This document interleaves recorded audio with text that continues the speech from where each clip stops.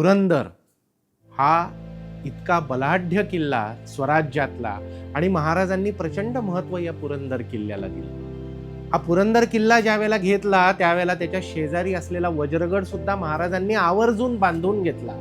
आणि तो का बांधला, त्याच्या मागचं कारण काय होतं, त्याच्याने काय उपयोग झाला, मग तो पुरंदरच्या तहात कसा उपयोग झाला या वज्रगडाचा, आणि फक्त तेव्हाच नाही तर इतर वेळेला सुद्धा त्याचा कसा उपयोग झाला, आणि आज ही जी काय जोडी आहे पुरंदर वज्रगड, हे दोन्ही किल्ले आज आपल्याला कसे उपयोगी ठरतात, आपल्या कामामध्ये कसे उपयोगी ठरतात, हा महत्वाचा भाव आहे. हाही आपण लक्षात घेणं गरजेचं आहे.